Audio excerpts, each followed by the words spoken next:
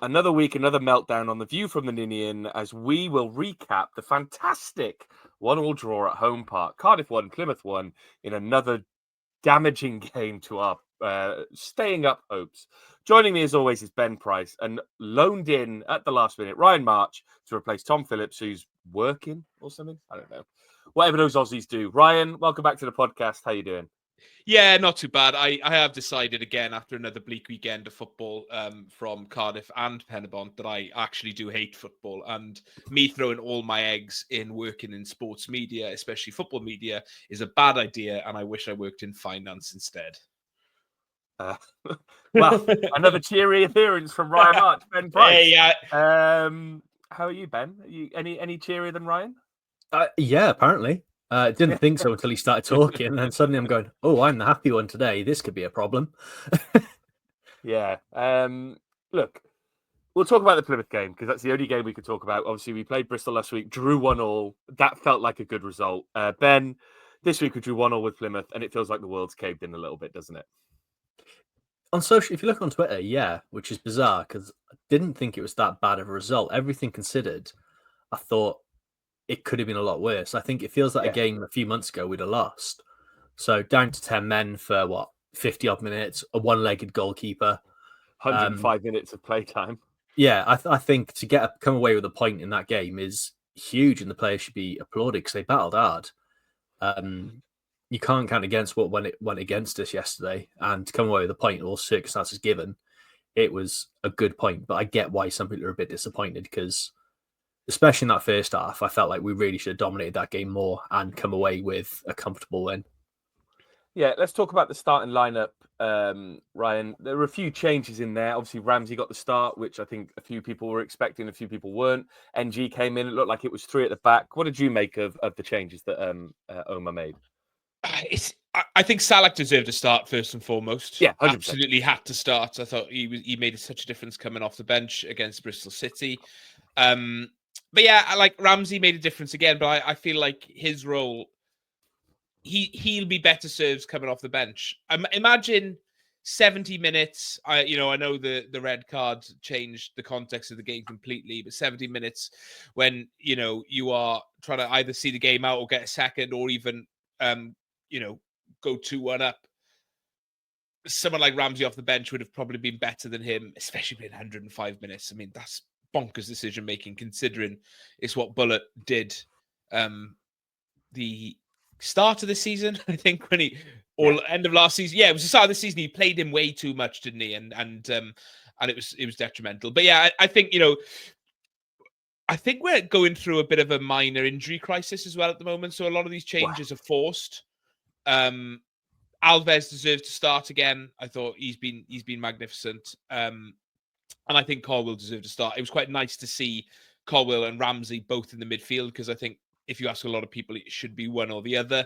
But it did show a positive attacking impetus from Omar Riza. And it got off to a pretty good start with it, really, I guess. Yeah, Ben, I was going to say, we started the game well. I think that opening sort of 10, 15 minutes, including the goal, but obviously we'll talk about the goal in more detail shortly. We kind of penned them in a little bit, didn't we? And we kept them, in a pretty raucous stadium. They're a team who have had big results down there recently against people like Liverpool, against Millwall. They beat 5-1. They would have expected to come out the blocks firing, but we really penned them in, didn't we? Yeah, and we frustrated the crowd, and that got them their backs up straight away. We've criticised the players the last few weeks for not starting well. That wasn't the case. We started brilliantly, just constantly at them from the get-go, looking to create spaces and exploit all the gaps that Plymouth left behind. And we were lucky not to get one before we eventually scored. I thought we really started positively, and it's a shame we couldn't continue that for the full 90, but it was quite an intense start, so it was probably understandable we couldn't keep up that level of play for the full 90. Yeah, and I think, Ryan, the early chances went our way, didn't we? We had that one chance where I think it was Gutas made the header that Katic somehow, I don't know what their centre-half was doing on the line there when he should have been marking someone, but he managed to get the ball away. Alves caused them a lot of trouble. It felt like a game that we were going to win, didn't it? Yeah, it did. And it was the exact start we needed in such a, it was a huge game. Like, yeah, I think that's probably where the meltdown has come. It felt must win. And I don't think any game is completely must win until it, the last day of the season, I guess, where it's win, shit or bust. But it didn't feel like, it did feel like we had to win it. We started well. We showed we were doing the right things. It paid off quite quickly. And I think it's just so frustrating, isn't it? Because you said last week as well, it's the periods of games we look really good. And this was another one of them periods. And it's just, we'll always shoot ourselves in the foot at some point. And that is going to be our downfall this season. Let's talk about the goal, Ben. We've already mentioned, Ryan's already mentioned Colwell starting. It was a bit of bravery by Colwell that kind of set the move off. They were kind of trying to break with the ball. He won the 50-50. Alves just put in a lovely cross, and Salak was there at the back post. It's the kind of goal we don't often score, is it? Because it was quite beautiful in its simplicity. A simple cross, a simple tap in. But those goals are hard to come by in this division, aren't they? Yeah, and I think, first of all, like we spoke a lot about Colwell last week and the way he played. That first 30 minutes, the best is exactly what you want from Colwell. Look to make stuff happen, get on the ball, and gave it at the right time. And wasn't afraid to get stuck in. That's what created the goal. Do you think Ramsey gets the best out of him then, Ben? Do you reckon that's a Ramsey thing? I don't think it is. I really don't. I thought Ramsey, again, like you could see when he got on the ball, which faded quite drastically, especially in the second half. Ramsey didn't see much of the ball, but in that first half, like you could see Ramsey was a mile ahead of every other player on the pitch, and probably Alves, who I think is going to be a special player in a few years when he gets fully fit from his injury and stuff. That is a baller. I think just that there was a bit of confidence there. It felt like Colwell, I don't know, is it a bit of confidence that he's like people are on his wavelength at last and he knows that those people can get on the ball maybe? I was thinking that last week, Ben, when you were talking about him, and like I feel like sometimes he doesn't trust the other players. I feel like when he plays really well, it's when he's with Ashford or Tanner. Because he links up with them really well. He feels like there's a trust and there's a wavelength. So maybe having someone like Ramsey on the pitch and Alves, who is a level above the wingers we've had, is probably making him feel a bit more confident. Because there were so many times in that Bristol City game where he'd run and he'd drive the ball forward really well and almost not want to trust anyone. And I think that's a good point. Being on, like you said, then Ben, being on the same wavelength as other people, I think that's where because it's like having the really good kid in school who tries to do too much and ends up doing nothing because he's overplaying it and because he won't pass to other people. I'm usually the person they won't pass to, so I know full well how it feels. You're the Willock in this situation. I think he was class. Like it creates that goal, and then you said that ball from Alves is lovely. It's exactly where you want it, and then it looks like we finally got a striker that's capable of just scoring from anywhere in the box. Salak just looks like. I don't think we're going to get much from him scoring screamers from like 20 yards out. I don't think he's going to score as many classy goals as someone like Callum Robinson's going to score. But I think all you've got to do is get that ball into the box as much as possible with him in there. And he's going to score goals for us. And that's exactly what you need in this division, especially in the shit we're in. I think we're onto a gem. I really do. Well, I think you saw it with the Bristol goal last week, right? His movement makes that Bristol goal. And I think it does it the same against Plymouth, right? He darts into the middle, then peels off to the back post and gets behind the defender before the defender can react. And I think the ball from Alves is perfect because it finds him. But Salak has just got that in-the-box movement that, look, Callum Robinson's been brilliant for us this season, but sometimes his goals come from further out, don't they? Because he's dropping deep to get the ball, or he's coming in onto crosses that have already come in to kind of drop back to the edge of the box. But if you have Salak running into the box and then Robinson dropping in behind him, you've got the perfect front two. Yeah, and I think the Millwall goal is another example of it. Like, how many times have we been screaming out for just someone in the box that's just going to get on the end of things and make it look ugly? He's sort of sorry Cabba 2.0 in this. And we own him, which is great. I think that's a huge positive, especially if we can stay up this season. And he loves it as well, didn't he? Yeah, scored the goal, giving it to the Plymouth fans, even pointing out that one bloke in the front row who's giving it big. And from the moment he came on in that Swansea game, he ingratiated himself with Cardiff fans. Yeah, and I think he could have gone one or two ways from that point. He could have gone the sort of the jokey striker figure who never really worked out, almost like the Eddie Johnson role. Everyone sort of loved him, but was a bit shit. Or he was going to kick on and be really good for us. And he's done that. Like, how many times have we seen strikers come to this club and just never get going? Like the list is endless. You know, Gary Medine obviously is the obvious one to go to, and Cornelius and people like that. So the fact that he's not really lit the world up in terms of, you know, his play in 90 minutes. I think this is probably only the first game he started. Did he start in Millwall? He started, he came on. He came on, in the cup, didn't he? He started against Stoke in the cup, yeah. So the first league scored game then as well, though. Yeah, what did he have? 4 league goals, 5 in total? 4, is he 4 in 9, I think, something like that? Yeah, so I think it's 3 in the league, 4 in total. Yeah, I mean, if he can score a goal every other game between now and the end of the season, it'll be absolutely priceless. So I'm a big Salak man. I remember saying to you, Ben, when he came in, this screams released on mutual termination of his contract in 18 months' time. But my word, he's proven me wrong already. So long may that continue. I love to see it. Proper striker, and it's something we've been missing. And he's young. His ceiling seems to be quite high, isn't he? So yeah, and as long as we can keep the players around him, I'm looking forward to seeing him play with Tanner. I think we haven't really seen him and Tanner have a good go together. Alves, Colwell, Ramsey. The basis is there, isn't it? Yeah, like this. Got a nucleus of something. We'll talk obviously a bit in the wider picture later, but it does feel like there's something there, and it's just putting it all together. Yeah, and right to that point, when you talked earlier about, you know, not making our dominance count, and you know, it's the moments we have these good moments and then we don't spread it out over the first half.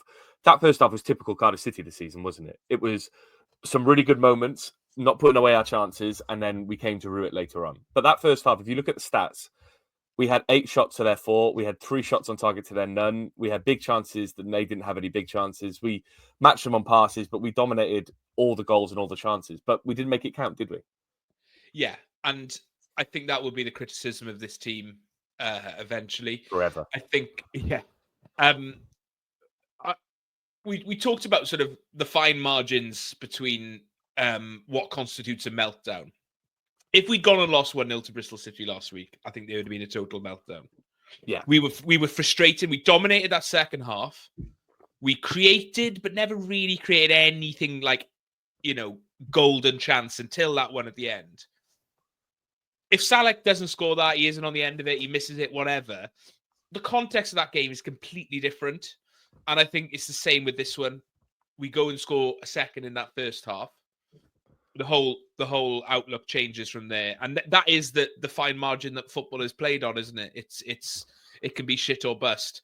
And if we'd gone 1-0 down in the first half and come back later on and did the same, it probably would have been deemed a pretty good result. Yeah. So, yeah, that will be frustrating for Riza and the team not getting that second in the first half, because it would have changed everything. Yeah, and Ben, you know, feasibly you'd say if we go 2 or even 3-0 up, as Ryan says, the second half is so different, and the big decision that changes the whole complexion of the game in that second half, the Gutas sending off, probably doesn't happen because Plymouth aren't going to attack in the same way. They might be less confident. So let's talk about that red card. Firstly, Ben, I'll get both your views on it. Ben, for you, was it a red card? I think it's harsh. I think it's a really, really harsh red card. I think probably by the letter of the law, if the referee thinks he hasn't made any contact with the ball, then it's got to be a red. But I think it's really, really harsh. And I think it's really poor refereeing before that as well. Go on. Well, there's a couple of fouls in the build-up from Plymouth players that he sort of lets go. And I think the referee all game was really poor to both sides. You can see like the Plymouth fans were frustrated from about the first 5 minutes in with him. He was just really inconsistent. 1 minute he's letting play go and letting things be a bit physical. The next minute he's pulling it back for really soft fouls. He was just so inconsistent. The players didn't know where they were with him, where the line was. There's a blatant shove on Mansvik. There's another one on Bagan as well. Both of those are clear fouls. If he gives those, then the red card doesn't happen and the result doesn't change. It was a really poor refereeing performance that cost us that 3 points there.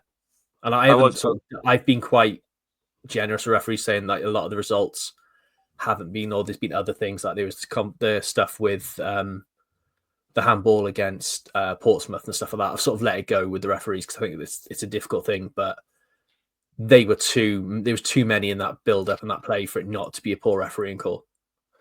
I was speaking to Aaron Hockin during the game from Argyle Life, our friends at the Plymouth podcast, and we both agreed that in the first half, the referee was just appalling. He was really inconsistent. He was giving, like, Ben, you kind of touched upon it there, but there was a foul he gave in the first half where Katic kind of bent down and kind of went into the back of Salak when the ball was coming in. That's similar to what the guy did to Bagan, effectively. He kind of nudged him off the ball and pushed him out of the way, and he didn't give it in the second half, which leads to the Gutas foul. Ryan, come to you. Was it a red card for you? I think by the letter of the law, it probably is. It's one of them. It's really annoying, isn't it? Because anywhere else on the pitch, I don't even think that's a yellow card. It's a foul, by all means, but it's because he's last man. Ben, it really reminded me, actually, of Billy Borges' red card against Cardiff Met, the Penabont one you were at with me. Yeah. In terms of the way it all went, he sort of got done by the ball, and the striker has got in front of him, and there's no way that he can't make contact. He's sort of tangled up in him, isn't he? And what's frustrating, which is what the argument was in the Penabont game, but I won't get into that, is if that was in the box, it's a penalty, but it's not a red card, I think. Me and Ben had the same conversation about that one yesterday, because it's a genuine attempt to play the ball. Exactly. Yeah. So I guess at that moment, is it better to have 1-0 lead in 10 men, or concede then and still have 11 to go again? But I mean, obviously that's sort of, ifs or buts. I think it's a red card. It's a shame. I saw some people digging out Gutas. I think that's really harsh. Yeah. I don't think he meant to, it wasn't, I didn't watch the game live. So I was driving at the time, and I was getting messages coming through on my phone like, "Oh, Gutas, what the fuck's he done? Blah, blah, blah, blah." And I thought I was going to go back, and I put the highlights on, and I thought he was going to do this like horrific sort of, slide tackle from behind. It was an overreaction. He probably should have. He got done on the run in terms of the guy getting in behind him, but yeah, it is what it is. It's just a bit unfortunate and sort of wrong place, wrong time. Everything's just a bit unlucky, really. I guess you can say you create your own luck, but yeah, I think I have no complaints with that decision as a single decision. Despite it being such a massive catalyst for what happened next, then. I've shown my support to Gutas by sending him a DM that says King, and he liked it. So me and Gutas have a very good relationship on Instagram. I send him the same message after every win, "Love it, you," and he likes it. But I changed it up this time and called him a King, and he enjoyed that as well. So cheers, Dimmy. All the best, mate. The decision it reminded me of, and this is going back a few years now, was when in the last season at Ninian Park, we had an absolute shocker of a game against Sheffield United where we lost 3-0. Ross McCormack got sent off. Gipes got sent off again for a tackle on Darius Henderson, where he absolutely got the ball. He got the ball, but had kind of gone through his legs a little bit. Got the ball, referee gave it as a straight red card. Because I think Gutas gets a touch on the ball, but the way the ball runs makes it look like they both touch it at kind of the same time. And I think it's a coming together, right? They both fall over, Gutas and the player he was up against. So they both kind of run into each other. It's just the way the ball is run makes it look like the Plymouth player maybe got there first. And I think that's why the referee's been so quick to give it as a red card. I think it's harsh. I think people blaming Gutas, what's he supposed to do in that situation? You might be able to say that he was caught on the run and like he was the wrong side of the defender. The only thing he could have done is he needs to make an attempt to get a ball. Yeah. He has to do something. It's a shame. It's a real shame because we were in the ascendancy up until that point. And Ben, it was absolutely the turning point, wasn't it? There was kind of, from that point, their tails were up. The ref was on their side in theory, and they were only going to kind of fight back from there. It was another patented swinging doors moment, wasn't it? Ding, ding, ding, ding, ding. The doors have swung. We've had Aaron Hockin and swinging doors. Yeah. Someone's going to be on for a full house soon. Yates in a bit. Yeah. Wait until you hear about the section on kebabs. Everyone's going to whip bingo. It's just, it completely turned the game on its head then. And it's a shame because I felt, like you said, we were the better side. We started all right as well in that second half. It's a situation out of the blue. And it's the worst, probably, out of every player on the pitch, other than, even ahead of Anik. I think he was the one player we couldn't afford to lose. You're playing three at the back with two full backs in the centre back positions. He was our only bit of physicality there. He was the man leading it in the centre there, and I thought he was doing really well up until that point. And for him to lose, then we sort of just lost all shape. Fish comes on. I don't want to write a player out. I'm not writing him off or anything, but I'm yet to be convinced by him. There's moments where he's decent. There are moments where he's really poor. And then alongside him, you're playing Perry NG, who's bang out of form, and Joel Bagan, who clearly wasn't fit and came off later with a knock anyway. So it was a tough situation to be in for him. I mean, we could talk about Will Fish. I think centre halves need consistent, centre halves need someone who they play alongside consistently in consistent game time to really show their best work. And I think Will Fish doesn't benefit from coming on in a makeshift defence where Gutas has gone off, and like you say, he's playing alongside Bagan, who I think is doing a great job there. I think Bagan is a future kind of consistent centre half there, and NG, who you've already said is out of form, I would just call him thick-headed. So, and I think Fish is kind of trying to have to compensate for them both, and that kind of leads to their goal a little bit. But Ryan, in that situation, obviously we're still 1-0 up. Gutas has been sent off. You'd like to think we would think we're the better team, even though we're away at Plymouth. We kind of retreated so quickly. Would you like to think that we would, still try and be on the front foot? Because it just felt like we just went 10 men behind the ball from the first instance. Yeah, like to sort of to drudge up an old cliche is attack is the best form of defense sometimes. Yeah. And you look at the 10 players that were on the pitch, we were clearly really vulnerable at the back. So why are we then retreating and having to put pressure on those defenders that have to defend? Yes, I mean, I don't know the mechanics of a football match and, how much is that Plymouth pushing on us to force us to retreat. But you think, from the layman's perspective, is if we start being a bit more progressive and try and get the ball up the pitch and keep the ball higher up the pitch with the players, like tidy footballers up there, like we spoke about, Colwill, Ramsey, Salak, Alves, Mansverk, who seems to be really, he's not very wasteful with the ball, is what I've sort of noticed. He's very, very efficient with it. Can we keep the ball and keep, push the game into the Plymouth half and not necessarily go all out to try and score a goal? No. But to at least try and control the game a little bit. And we didn't do that. And we've seen, I can't think of an example off the top of my head, but a lot of times you see a team go down to 10 and, the manager will be like, well, bloody hell, we were actually better with 10 men, at the end of the game. That very much wasn't the case with us. No.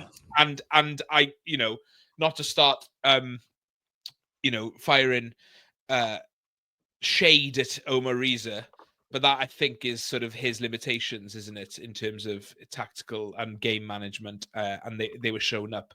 It was quite Rob Page-esque. Mm-hmm. Yeah, it absolutely was.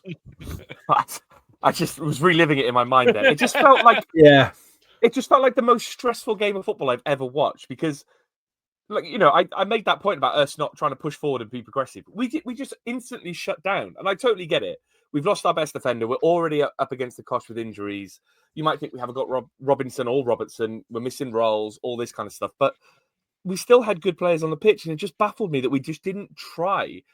You could have brought, if you really wanted to at that point, you could have brought Ashford or Davis on to bring a bit of pace and then try the outball, try the long outball, just get them running at the wingers because they were pushing forward so much that you could have got in behind them on the halfway line. There was towards the end of the game, there were a couple of moments when Mate got 3, and I think Davis got 3 and was only hacked down on kind of like on the halfway line. It just annoyed me that we didn't try that earlier because as much as they were pushing forward and they had their tails up, the space they were leaving at times was so much that a quick player on the halfway line would have got in the back and then we could have scored another goal. Instead, then, it led to their equaliser. And we talked about the defensive problems. I mean, all 2 centre-halves at that point, plus O'Dowda involved in the goal.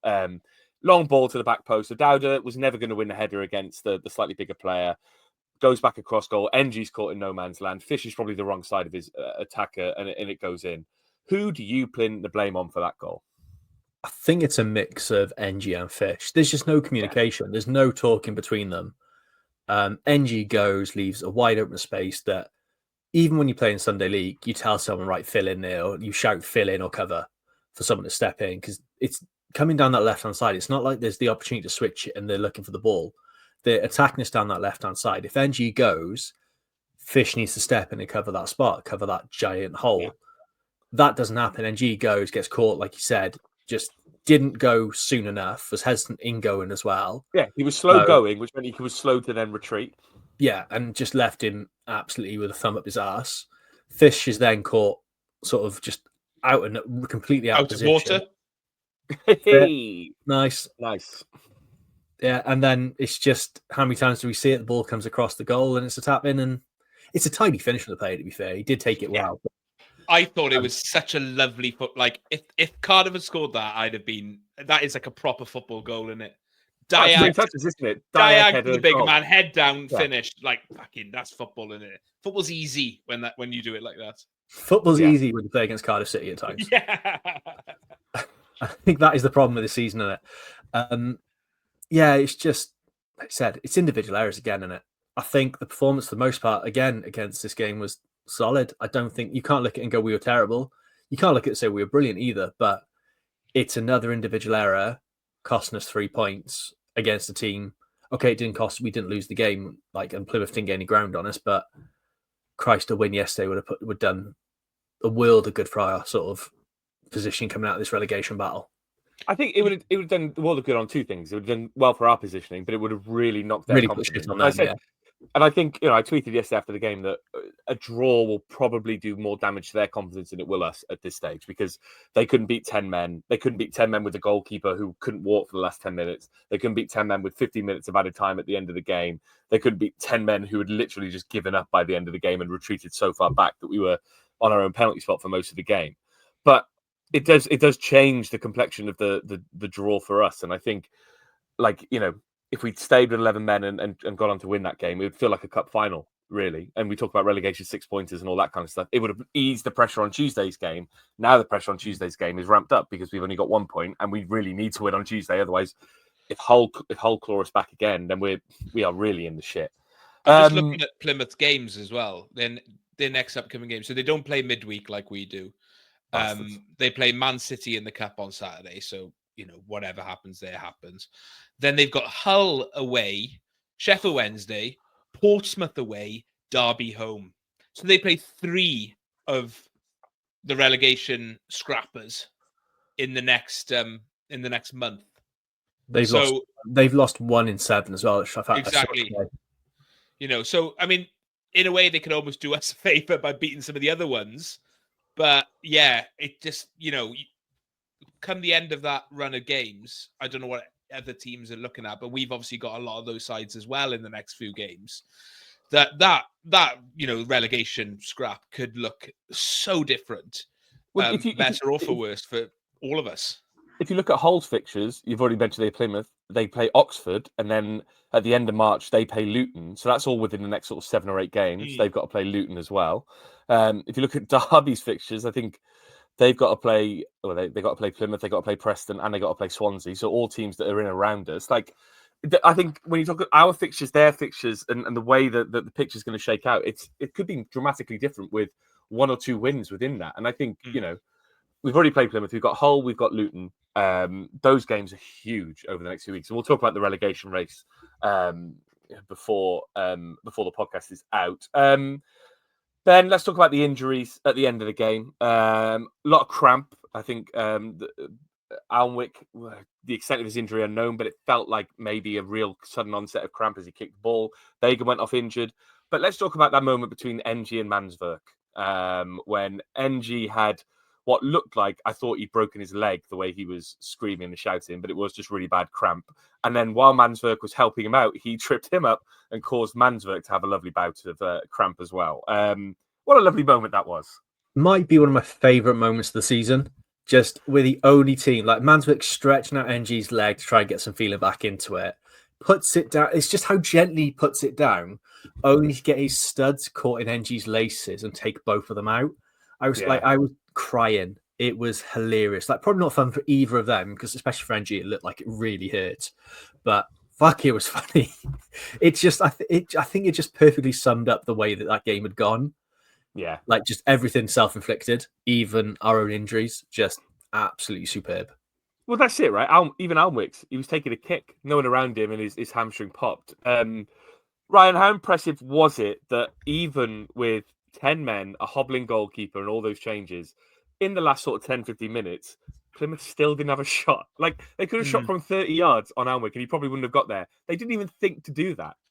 Yes, very bizarre. You got to be having a couple of pot shots there. But, like, yeah, I think that's something to cling on to in what it was a pretty negative game and a pretty negative result. That is something to go, actually, maybe it could have been worse. And I know we're at the stage of the season now where we can't be thinking, oh, it could have been worse. We've got to be getting the best outcome from as many games as possible, especially against the relegation rivals. But it showed some character and also maybe says, actually, Plymouth are quite shit. I think they're terrible. As I tweeted last week, the championship, because I thought Bristol City weren't, they didn't impress me at all, and they're in the playoffs somehow, or maybe they're not at the moment, but I think they sneaked in at some point over the weekend. The championship is 4 good teams and 20 teams who are all slightly different levels of shit. But even like Burnley, who are up there, yes, they're keeping a lot of clean sheets, but they're crap to watch. Yeah, I know. It's awful. They've conceded 9. I know. 13, 14 clean sheets in a row is absolutely 9 insane. goals. But they've only scored, like we talked about last week, they scored like 36 in the same amount of time. So their goal We've conceded 55. What I was going to say about Plymouth yesterday was when they played Liverpool, I thought Katic and the Ukrainian Maxi has on the back of his shirt. I won't try and say his full name. I thought they were really impressive against Liverpool but that was, I think, they were dealing with a lot of long balls. But I thought they were really, really poor yesterday as a defensive duo. And I think, a better team would have kind of tested them more. I thought Maxi was slow. I thought Katic his positioning was all over the place. Like we talked about their first goal, the first chance we had. Why is your centre half going beyond the keeper when a cross has come in? Like he should be attacking the ball and trying to head it. He got good recovery tackling, but I just thought he wasn't. I was expecting a lot more from them, and I think, there were moments where they made really bad decisions. And I think I'm not saying we were much better. I thought it was one of the worst games of football I've watched in a long time. I just thought the second half was drudgery. The first half was poor because we didn't do enough with it. And I just think it just amounted to being a really crap game of football to watch. But the problem, I had that moment where it was Rinomata came away with the ball and it was 3-on-2. And he tries to play into Davis, but you can tell it's the 107th minute. And he's absolutely bollocks. And it's just one of the most tired passes you'll ever see. And you just think if it's just that little bit sharper, I reckon Davis goes through and you fancy him to score that because he was away. And it was just a little bit behind him. And if that comes off, it's a mental 3 points. That away end would have been absolute carnage.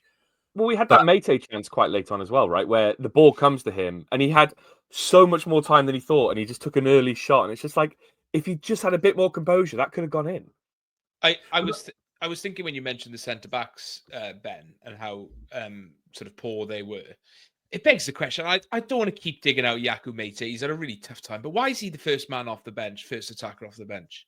Like I understand Isaac Davis not being the man, because he's just come back from injury. But Anwar Al-Ghazi, who's changed games for us this season. Yeah. Yes, he had a pretty poor outing against Bristol City. And Kian Ashford, who's also changed games for us this season. Why is Reason looking at that and going, Yaku Mate is the man? I think Ashford came on at the same time as... Was it the same time? I thought it was... Yeah, I'm sure it was the same time they came on. About 5-7 minutes later. We did a couple of subs in each burst, right? Because we ran out of sub windows. Yeah, because it was 4 subs, wasn't it? But it was. It was the same. Yeah, Ashford came on the same time. But I thought Mate worked. Like, genuinely think he worked really hard. I thought it was just... I think just that moment was the summary of his career. It's just not clicked. I think if that he gets that chance when he's playing for Red and he scores it. Yeah. It's just he gets that chance when he's playing for Reading against us. Yeah. He scores 3 of them. It's ridiculous. Has he still scored more against us than for us in his career? Scott, surely. Well, Ben's already looking that up, so we'll move on to Twitter to get some of the Twitter reaction while Ben finds that out. Talk of Aaron Hocking, first tweet: Argyle life, jam or cream first. I always go cream first, I think, when I'm having a scone, but I'll probably be told that's wrong. Ty Jordan says the Rock's promo on SmackDown was a bit all over the place. Ben, got any thoughts on that? Yeah, it was a shambles. Interesting. Bloke turned up 24 hours after the script was finalised and just talked about his friends and then claimed he wanted Cody Rhodes' soul. It was really weird. Wrestling is weird. When I went to watch Japanese wrestling, the final match was the soul never dies, and it was like, well, I wonder what that means. Ninian Mike says a lot of fans going into bat for Reza. Well, look where we were when he took over. Okay, well, look where QPR and Coventry were then. Has all ambition been beaten out of this club? Do we just not need to only accept the raw surrounds but be grateful of it? Glum. Ryan, I think that's a question for you. Has all ambition been beaten out of this club? I think the ambition of this club died a long time ago. On the subject of Reza, I just don't know anymore. I don't know whether he's done a good job or a bad job or something in between. I don't know. I think there's been games where he has been shown up as a weak game manager, this one included, and it's probably cost us points. But there's also been games where he's made the right decisions and won us points. So it's really difficult to say. He's definitely not a long-term solution. I would like to. I would probably, regardless of what happens come the end of the season, I think we should look beyond Omariza. But I don't think he's the worst thing ever. But I also don't think he's the Messiah. He's not the Messiah. He's I don't know. I don't even know the Monty Python quote really. So David Carter, Reza showed. I just saw Ben laughing there. I think he's figured it out. Look at that little smirk. Go on then, Ben. Before we get to Sadai Carter's tweet. Yaku Mate for Cardiff City's current record is 52 appearances, 3 goals. Yaku Mate's appearance record against Cardiff, 7 appearances, 4 goals. I knew it. He had that run when we played him like every week, didn't we? Yeah, in January. It was like FA Cup, replay, and in the league. And he scored in every game, I think. Yeah, mental. He did. Absolutely mental. David Carter says, Reza showed he's out of his depth yesterday. We could have beaten them with 10, but didn't adapt or change. Plymouth were awful, but we weren't much better. Hull is now vital with such a tough run coming up. FPL Welsh Dave says, going to be a tough week. Really is a massive 6-pointer on Tuesday night, although more must not lose than must win. 2 players with knocks like keeper and Colwell, and the others will be tired. This week will really test the squad depth. Is there possible to have a relegation 9-pointer? That's what Tuesday feels like. Rob Ashcroft says, looking at our run of games until the end of the season, it's not looking good. I don't see where we get a win from and hard to see where we can get a point from. Worrying times. This is bleak, boys. The Welsh Wombat says, Reza seems like a nice guy, but he's definitely out of his depth. We have a good squad and should be turning over teams like Portsmouth and Plymouth for sure. Not sure what the answer is, but 3 league wins in the last 20 league matches simply isn't good enough. Adam Tibbs says, not sure whether to be happy, relieved, or disappointed with that. We were in complete control in the red card, but dug in under pressure with a goalkeeper that couldn't walk. I think the draw hurts Plymouth more than helps us. That's the spirit. Bluebirds passed. I keep saying we won't go down, but we very rarely win any games and we never keep clean sheets. I'm starting to worry more now, especially with other teams like Pompey pulling away. James C. Roberts says every point is a good point in many ways, but it's so frustrating to draw when we were somewhat in control. Lots of games in March. How many points do we need for safety? Do we hit the panic button if we're still in the mix come April? Ben, how many points do we need for safety? It's impossible, isn't it? It's impossible to know because there's so many variables at this current stage. I've just been looking at that and see if there's a trend in recent years, and there's not. Birmingham went down with 50 last year, and I think the year before was like 43, and the year before that was like 36. So there's no obviously there's no 40 point, is there? Yeah, there's no, like everyone says 50 points you need to stay up, and it used to be Birmingham went down with it. So I don't think any side in this. You look at it now. What 33 games gone, 34 for some teams. We're on 33 points, and we're just above. I don't think any team's making 50. What do you think? What do you think we make? We're on 33 now, Ben. There are 13 games left. 45, possibly, if we pick up. That would be a good finish, I think. Yeah, that's only. That's 4. Is that 4 wins? That's 4 wins. 3 wins, 3 draws. Yeah, 3 wins, 3 draws in 13 games. It doesn't feel unrealistic. That would be probably better than most of our 13 game spells throughout the season. Yeah, I think that's the issue. And then you look at it as well, the amount of teams that are playing each other, like we've just gone over it with like Plymouth's upcoming games and stuff. Like, it's good that they're playing each other, but that means at some point, some team they're going to pick up points, even if it's just the odd win. Like someone's going to pick up something, and out of it, it looks like Stoke are the only team that I think could get pulled into it really now. I think it's Stoke downwards are looking like they're in that relegation battle. Yeah, I think that win for Swansea was huge to keep them out of it. Yeah. I think Pompey could probably, they're riding a bit of a crest of the wave, but if they get brought back down to earth in the next week or two, then they could probably be pulled in. But yeah, I think you're right, Ben. Stoke, Hull, Cardiff, Plymouth, Derby, Luton. It's three from 6, isn't it? But I mean, Oxford. If we win on Tuesday, we go 2 points of Oxford, and that means that Oxford are then kind of looking over their shoulder a little bit. So Oxford are a really patchy team as well. That's what I've noticed really with them is they go on good runs and then they just don't pick up wins for ages. They haven't picked up a win since beating Blackburn like middle of Jan. So they've got the form to match Mark Harris. Purple patches, then nothing. Tom Lang, very much a rinse and repeat of the season. Did well in spells, didn't take our chances when we were on top, and then punished by a silly mistake. Still can't understand the Gutas red. Even in real time, you can see he's won the ball. Still see enough that we'll be safe, though. Mighty Mog, hamstring issues. Is something causing the large number, or is it just an unfortunate coincidence? I was thinking about this yesterday. I mean, it's very hard to know, but in recent years, we've had performance analysis. We've had, people looking after conditioning. I don't really know what's going on with our conditioning. I don't really know what's going on with our load management. If you've got games coming in thick and fast, you're kind of relying on players like Callum O'Dowd and Rinomota to play a lot of games. They haven't got injured yet, but is it just a matter of time? I also think it's just a genuine trend in football at the moment, isn't it? If you look at is it Tottenham with Mickey van der Ven? Like the guy's getting a hamstring injury every couple of months, and it's because he's been expected to do so much. So I do think it's the amount of football we're playing and the kind of recovery times in between, really. I'd like to know what we're doing on recovery and conditioning, but I have no idea. It's not going to get better the next few weeks either, because it is now. It's Tuesday, Saturday, Tuesday, Saturday for the next few weeks. Yeah. It's fucking hectic. I'm assuming the medical department, the physio department, aren't like turfed out with every manager, are they? No. This department we've got has been the department probably, give or take a few people here or there coming and going. Is our department and has been for a while. Yeah, so I think so. Yeah, I mean that probably comes down to the way the club's run. So full stop on that. You don't want to get me onto that. John T.M. Williams says, interested in your thoughts about keeping Alnwick on and Ramsey playing the full game. We've already talked about Ramsey. I think Alnwick couldn't come off because we'd run out of substitution windows, because you have to do all these substitutions in like 3 windows. 3 windows and half time. 3 windows and half time, and we'd already done 2-2 and was it 2-2 and 1 or 2-1 and 1? 2-1 and 1-2 and 1. Yeah. So Isaac Davis was our last substitution window, and that was just before Alnwick went down. So I think that was the reason there.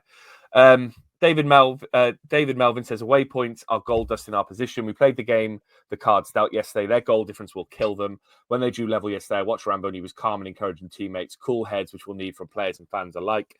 DJ Innit says, thoughts on Reese's progression and fashion sense over the month he's been in charge. Thought he looked very smart yesterday.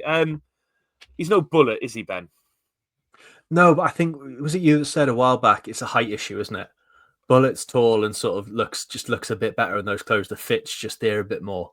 But at least it's just not freebies from the club shop this time. So it is progress. If Reza wore a big baggy Moncler, or a big puffy Moncler, it would drown him a little bit. So I'm glad he's not doing that yet. I just think he's going for understated class. Although in his interview before the Swansea game, he did look a bit like a Cardiff bus driver. He did. He had the little jumper shirt combo. That's what I'm saying. I don't like the product he uses on his hair. It makes it look greasy. Makes it look greasy as hell. It's like he's been in the shower, isn't it? Yeah. Barnaby Davis says, I can only see us potentially picking up points against Hull, Luton and Stoke at home. Other than that, we need miracles. Yes, we would have won without the red card yesterday, but other teams who were around us when Reza took over have improved over that course. We have hardly. I do think, I was keeping an eye on what Sunderland were doing yesterday, because obviously they lost to Hull. Their fans are in meltdown at the moment over their keeper, over a few other players. And I do think, apart from that top 4 team, the top 4 teams in this division, there's so much shit in this league, and teams are only 1 or 2 games away from having a proper meltdown. And Sunderland are very much still up there. They're in 4th in the league, but they're talking about having to drop their keeper. They're questioning whether the keeper's too fat. And I do think if we can, literally, if you search his name, I think it's Patterson. That's I just think there's a lot of meltdown in this league still to come, and I think if I mean, we can go Swansea a to prime example, aren't they? You know, exactly terrible every you know, week they're veering between crisis and five or we're six back. bad games, and they're absolutely. And then Alan Sheehan's getting like a hero's welcome by the fans, and everything's fine again. I mean, it's just football is mad, isn't it? That you are either winning or in crisis. Yeah. In Sunderland fans' defence, like their keeper proper threw it in from that corner. He did. I'm not questioning that. It's just they had like it was almost like a coordinated meltdown off the back of it. Yeah. And like in theory, they're still fourth. And what are they? They're 12 They're 12 clear. They're 12 clear. Hell of a jump, isn't it? Yeah. Yeah, it's not the kind like if you're that comfortable in that position, yes, it's a bad mistake, but just write it up as a bad mistake. Don't have this coordinated meltdown on Twitter. It was like Leicester fans last year calling for Maresca's head because they were bored by the football. It's like, mate, you fucking smashing the lead. Chill out. It's like people want something to complain about, don't they? Of course they do. And I think we've seen it this season. Like Norwich had lost their head a little bit. Middlesbrough over Carrick are losing their head a little bit. I think every team... Watford haven't lost their head.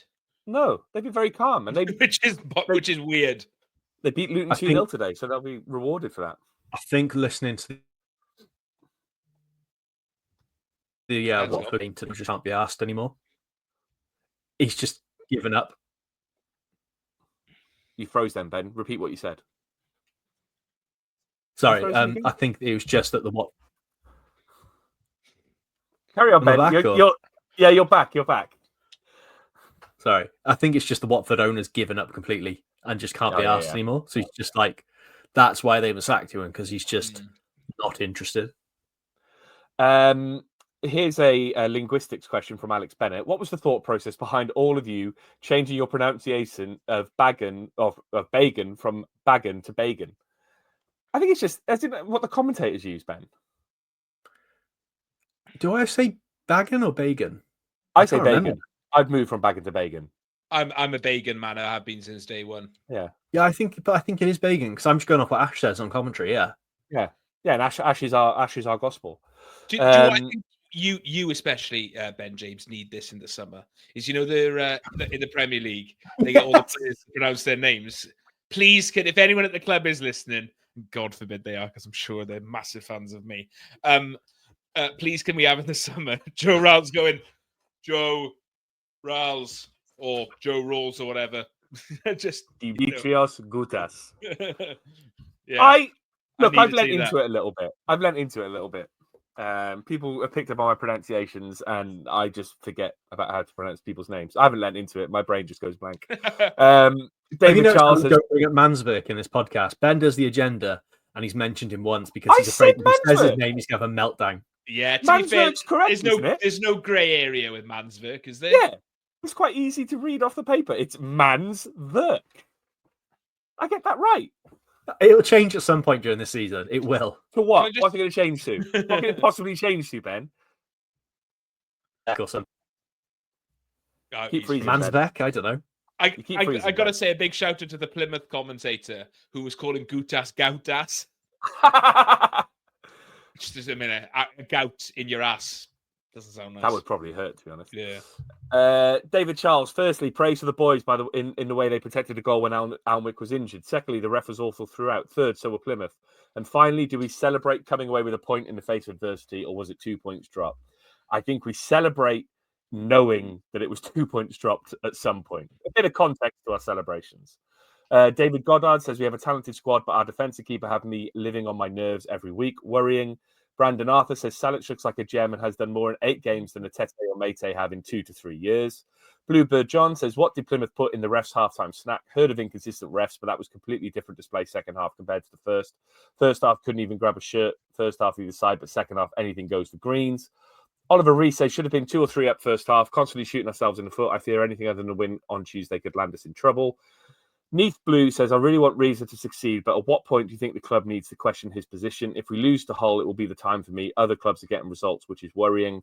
Ryan, are we going to get rid of Reza before the end of the season, or is he here for the long haul, aka until May?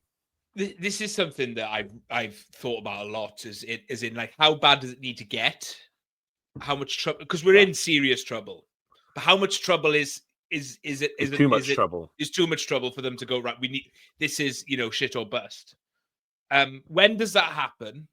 I think if it's going to happen, it has to be that March international break, just for time. And 3, who the hell is the person that comes in?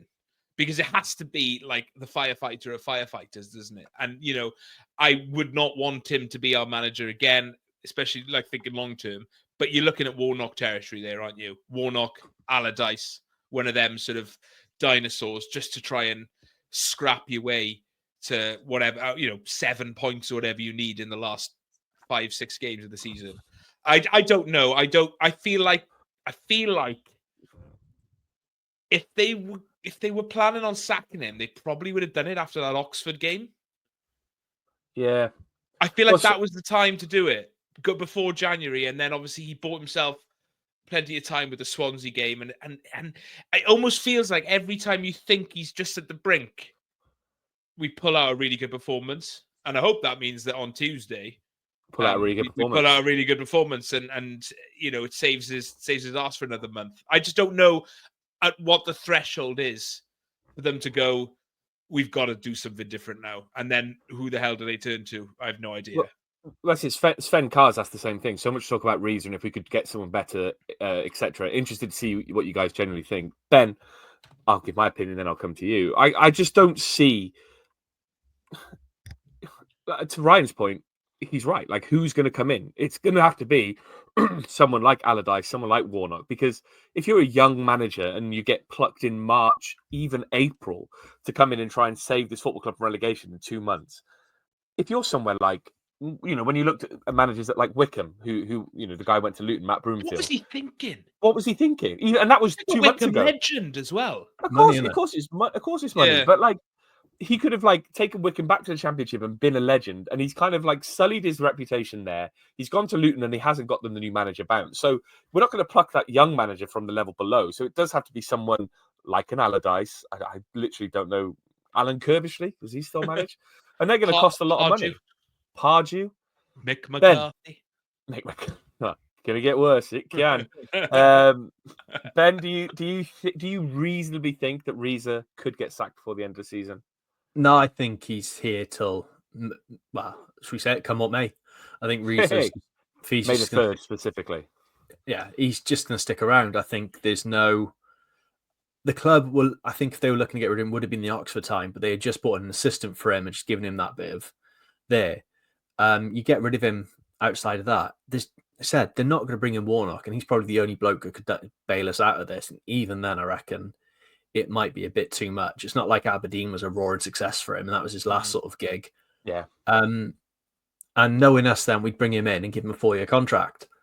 It's just, yeah. There's people Morrison, Hoylett, Peltier. Well, I saw people like, I love Shaw Morrison to bits. But I saw people saying, right, we need to get him in on a 6-month contract on a contract till the end of the season to cover injuries. He hasn't played in 18 months. There's no centre back right now that we can bring in that'll save us.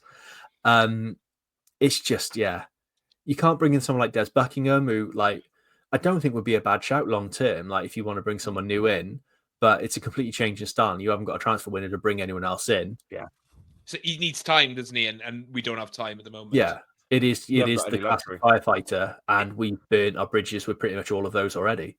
It either gets to a point where we have to say, like, maybe we need to start thinking about being in League One. Almost a bit like it hasn't worked out for them, but Rotherham did it with Steve Evans last year, didn't they? They sacked, is it Matt Taylor? I think it was. Matt Taylor, yeah. Who was there, and then brought Steve Evans in when they were sort of already dead and buried, but it was more of a case of let's start thinking towards next season. And we're not gonna get to that point. I don't think, regardless of how bad it gets, we're not gonna be cut adrift, are we? In the next sort of 2 months, where you can maybe go, right, let's bring in someone like Des Buckingham, who can have a bit of extra time with the squad. Yeah. It has to be someone who's going to try and get you out of this shit now. I mean, what's frustrating? I said this on Alternative Wales last week, and I don't think. I mean, there's probably a bit of blue-tinted specs and a bit of bias from me.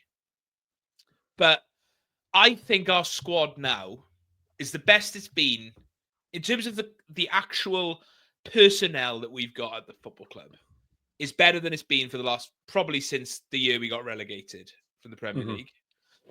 I said, because I was talking about Swansea's issues with Luke Williams leaving, and I think their issue is the squad is pretty bad. I think our squad, man for man, is better than Swansea's.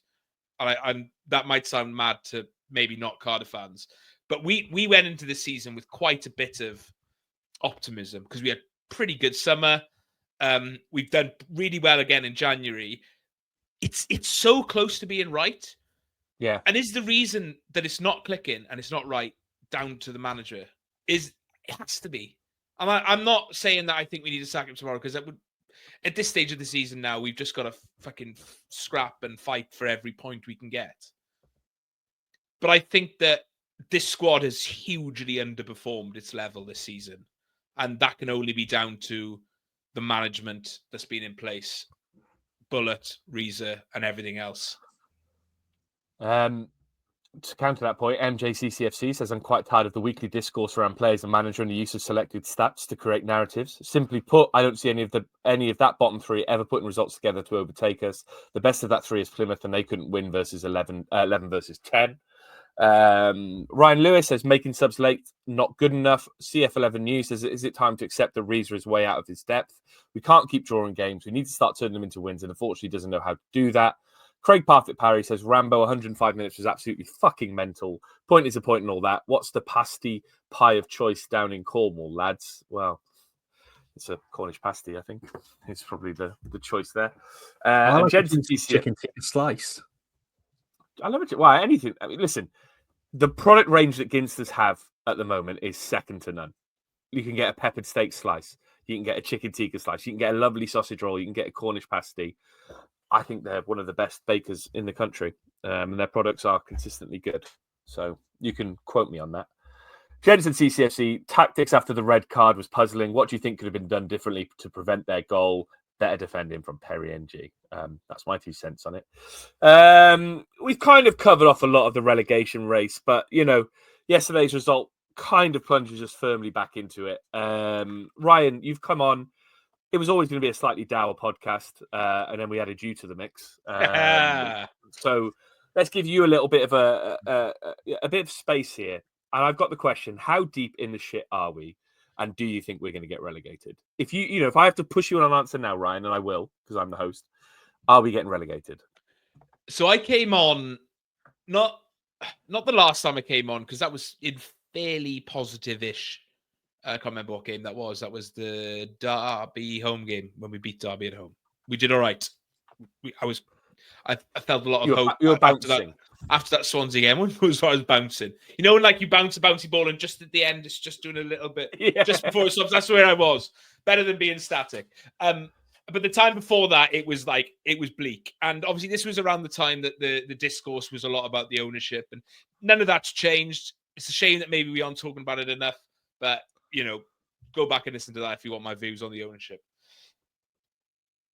I still think, and I said then that I think we're doomed then. And then the Swansea game and that little run afterwards and around that time gave me a little bit more hope. I'm sort of somewhere in between the both now. I think there's 3 teams. Is there 3 teams worse than us? I don't know. I think the 6 teams that are down there are all capable of picking up points. And the fact we've all got to play each other, it's a bit of a lottery now. And it's just, we've got to get it right enough. I'm not saying we've got to go in every week and get it right every week, because we've got some tough games coming up. You look in that run of games, it's either a relegation team or a team riding high in the league, which is difficult, because you almost then, it puts more pressure on those games against the sides around us, because we've definitely got to get points then, because you can't rely on going to play a Preston or a fucking Sheffield Wednesday or a QPR teams that are sort of like,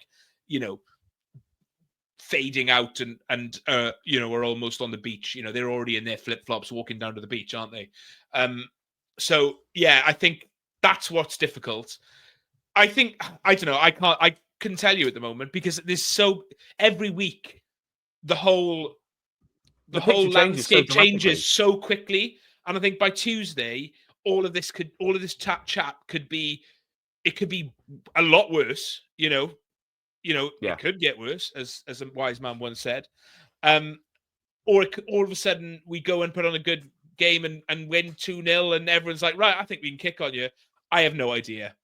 I'm almost saying strap in and enjoy the ride, but you won't be able to enjoy the ride. Just strap in and shit yourself for the next... Endure the ride. Yeah, the next, whatever it is, 8 weeks, because there's going to be twists and there's going to be turns. And I can't... It's going to go down to the final day, isn't it? There's enough teams in there that I think it means that it's going to be one of those mad things where whoever does the highlight show now, where they're in like 4 different grounds trying to sort of be like, oh, and they've scored, which means, you know, and that bottom 3 will change 6 times on final day, let alone how many times before it. So we've just got to see what happens. We've got to do our best. I think we're capable when we put it together, and it goes back to what we've been saying throughout the podcast. When we're good, we're a decent little side. I'm not saying we're going to be plucky 8th, or there's your plucky 8th, everyone. Or, you know, but we've got enough to go and beat pretty much 19 other sides in this league. Let's discuss the top 4 for now. We could probably on our day beat all of them. So you know what's mental though? You said we can't be plucky 8th, but if somehow we manage to pull together a few wins, don't bother, and nobody else in that middle doesn't win, we're only 15 points off plucky 8th at the moment. It's doable. Yeah, well, if you look at the league and say 50 points is enough for safety, only 7 teams are safe, which is pretty mad, isn't it? Yeah.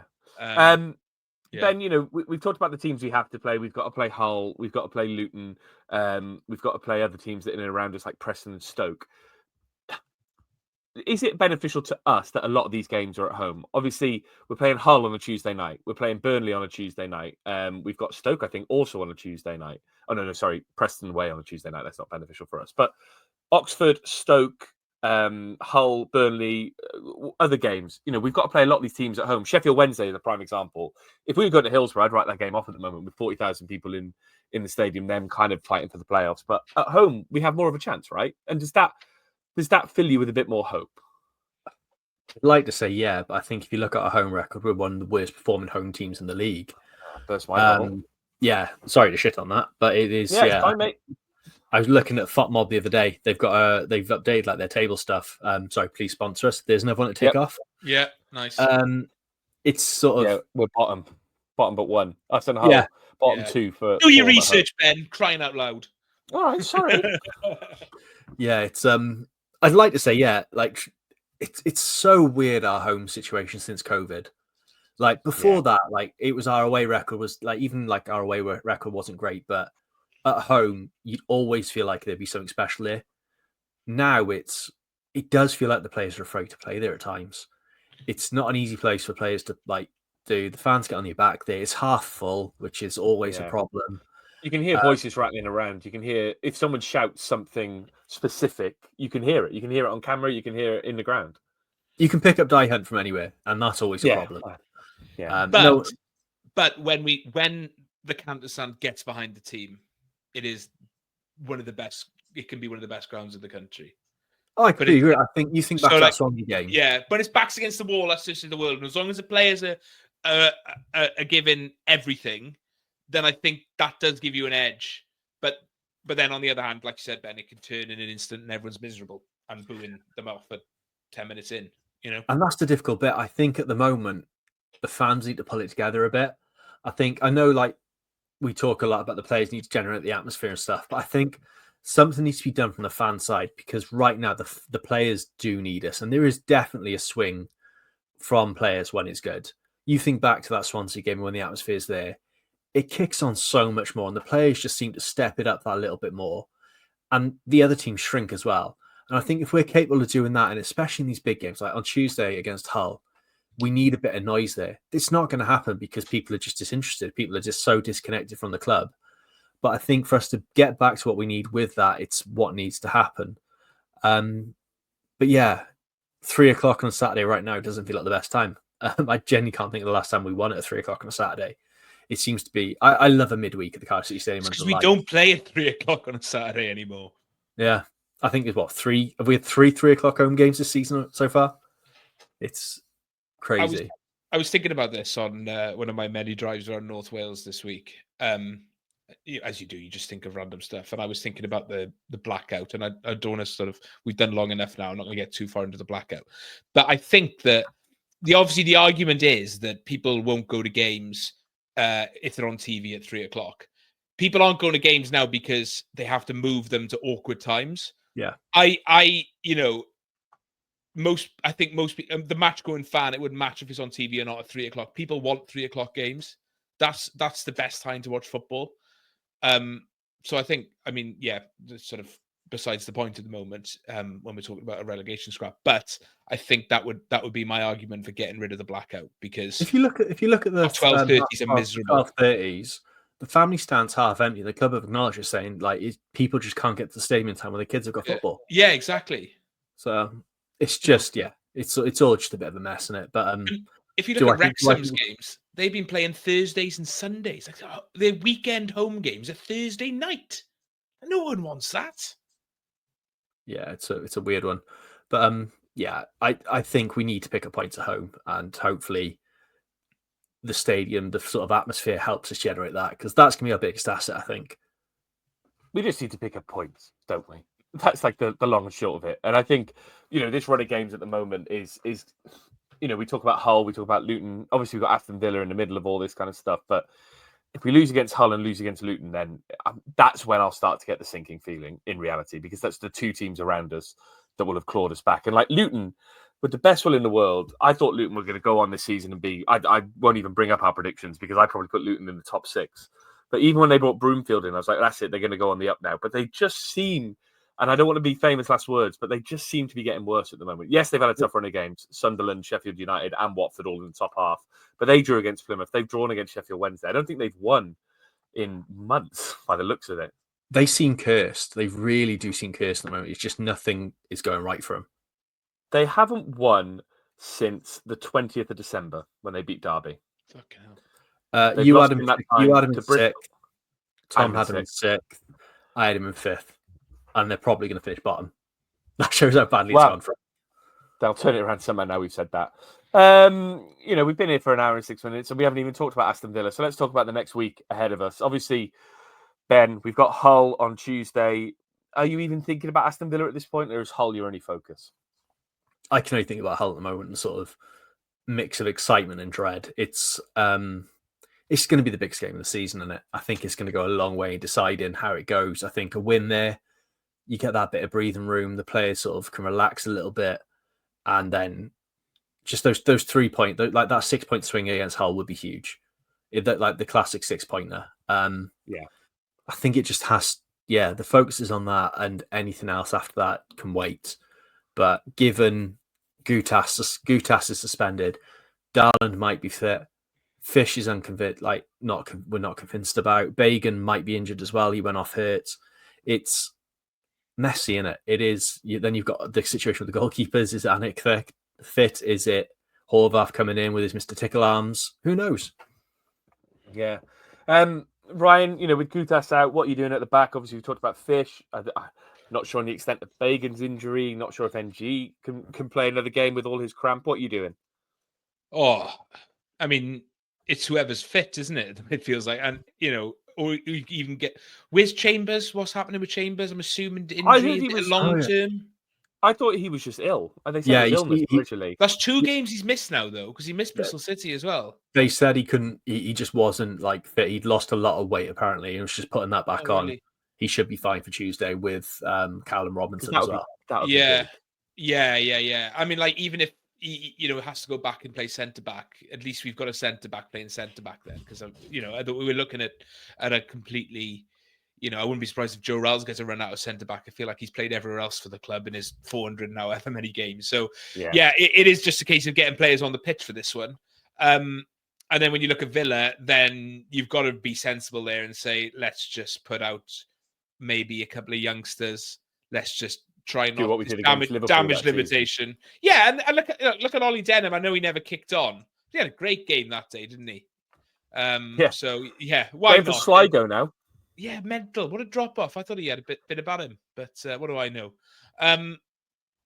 So I think it's just a case of whoever's fit. I would be against NG playing unless desperate. I just think he's a net negative for us at the moment. It's so because it's like do you play a 70% fit Joel Bagan with the risk that he ends up doing something worse and then he's out for the rest of the season? Or do you rest him in arguably one of the biggest games of the season? It's like, it is, I'm glad I'm not the one making those decisions, but I'm sure they'll have all the science and stuff to back up who, the best way to play it. But yeah, it's going to be an interesting when that notification of the teams comes through at 6:45 on Tuesday, because it could look a little bit mad. I'm sort of hoping he takes one out of the bullet Carabao Cup routes and play like one centre back and 10 forwards or whatever he did against Blackburn that time.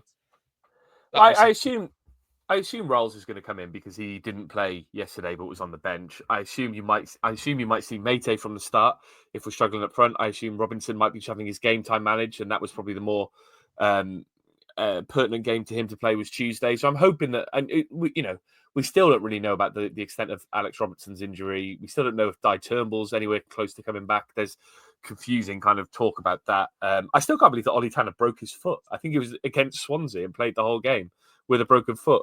But he's the only one I think is absolutely out for the rest of the season. According to FOTMOB, it says May 2025. So no, he's back. He's out of the boot and stuff now, so he shouldn't be too far off, but he's just not quite there.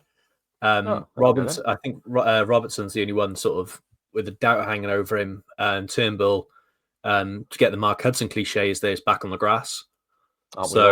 He's coming ahead. So there's like a light at the end of the tunnel when it comes to injuries. It's just we're picking up a few new ones as well to go with it, and we're just at a thing with. I think if it was sort of like, if it was the other way around, it was Burnley on Tuesday, we wouldn't be so worried about this injury crisis. It's just because it's such a big game. You could write the game off, Yeah, it's just because it's such a big game. It's probably fallen a week. I don't think many of these will be long term. Probably other than Anik, I think it's all 1 or 2 weeks, and it will be in a decent spot.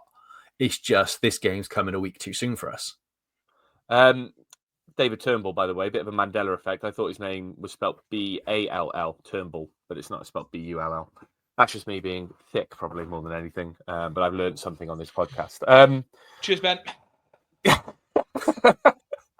And yes, it's shit at the moment, isn't it, lads? But we do have a nice trip to look forward to on Friday night. I think we were all surprised, really, that we somehow managed to sell out 6,500 tickets to Aston Villa on a Friday night. But Ryan, I'll come to you first as the down man on the podcast. It's nice, isn't it, when you play big teams and have a nice away day to go on?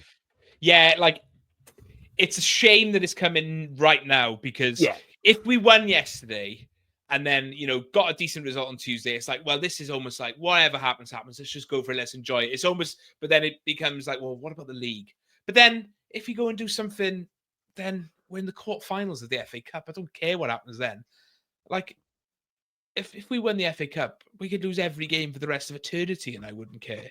So, it's a nice distraction and a reward for the fans as well, because, like, I know we've played Villa quite a lot in recent history in the last 10 years or so. So it's not like completely, it's not like going to Spurs or something completely new, but the chance for 6,500 Cardiff fans to be in the same place on a Friday night in one of, Britain's great football grounds, it'll be a nice occasion, and hopefully we have a good go. And if we fall short, then so be it, and we can crack on with the league. But if not, we get something and we go through, then we're in the quarterfinals of the FA Cup, then that's bloody great, isn't it? Ben, do you have any hope? Yeah. Speaking of people brimming with positivity, time to bring up Hugh Kinsey. I messaged him on Monday, just simple WhatsApp, Villa away, ? And his response was, I'm not sure, we lost 7-0 to fucking Leeds. And all I put was, yeah, but what if? His response class, yeah, fair. So he's booked a ticket. That's what makes you keep coming back to football, doesn't it? No matter what happens, it's always, yeah, but what if? Yeah, and it's class. It was just the quick response of, yeah, fair. And yeah, it's just that, isn't it? It's just that little bit of hope in like a shit season, like 6,500 of us at Villa Park. Like, it's just going to be fun, isn't it? There's I've got no expectations in that game. I'm going to watch some football. I was really lucky I got a ticket because I was stuck in meetings all day, and I haven't done the away yet this season. Wasn't paying attention to the time. And when I went to look online, when I remembered on Thursday, it was no tickets available anywhere online. So huge shout out to the ticket office and whoever I spoke to at the ticket office there. Less than 24 hours later, ticket on my doorstep. Unbelievable. Listen, service. the ticket office's postage is unbelievable. You can order a ticket at 4 p.m. on like a Thursday and it can be with you by Friday sometimes. It is mental. That's what I what will say, though, is trying to buy tickets for this game was quite confusing, as I don't think they updated the website properly and you had to go through my account, buy available products, and then find tickets that way. So they got the initial sales wrong. But I think you're right. This season, and I think we always comes back to this, right? Football is about those moments and it's about the hope and all that kind of stuff. This season, last season, the last couple of seasons have been slogs for the large part. And now we just have a nice game that in reality, if we lose, it doesn't really matter. If we win, then it's going to be into the quarterfinals of the FA Cup, as Ryan says. So we can all just go and enjoy that and have a night off the league football and just hope for the best when it comes to that game. I'll be there, 6,500 of us. I've got half a day off. So I'll be getting down there early afternoon to soak in the Birmingham culture and atmosphere. I won't be. You're not going? Will you be in North Wales, Ryan? I have to work. We're working the Nathaniel MG Cup final, so I'll be in the salubrious surroundings of Latham Park, Newtown for TNS Aberystwyth, in the hope that Aberystwyth somehow pull, sort of very similar vibe game, really, isn't it? Aberystwyth in a lot of trouble in the league, and a cup win would be a nice distraction. So, and every one of their fans has gone there going, yeah, but what if? What if? Exactly. What if? It's and that is it. It's the magic of football. Yeah, I'd love to be at Villa Park, but needs must with the old job. Unfortunately, as a freelancer, you can't pick and choose when you work. You just go where the money is, like a exactly. footballer. Yeah, exactly. So if there's money out there and you want me to do anything, just let me know and I'll be there. He's going to be on the 1920s Exiles pod next week as well. Just do them all. You just touring all the pods you own. Yeah, just do them all, innit? Just pop in, shake hands. Yeah. Check on everything's going on. Yeah, doing well here for Terrace boys. Lovely stuff. Tell them that their club is in a crisis. The ownership's wrong, and just go on my way. Didn't go down with the Merthyr pod, the fan-owned Merthyr pod, but you can't have everything. Yeah, no, exactly. Yeah. That's it. We've been droning on for an hour and 70 minutes. If you stuck with us all this way, thanks to our positive vibes, then brilliant. Thank you for doing that. If you want to get involved with the tweets, twitter.com/VFT Ninian. If you like what we do and want to give us some money for it, kofi.com/VFT Ninian. Go to viewfromtheninian.com for all the ways to contact us. Ben, see you on Friday. See you on Friday. Ryan, enjoy Newtown, pal. Come on, the ABBA. And we'll be back next week after the Villa game. See you then.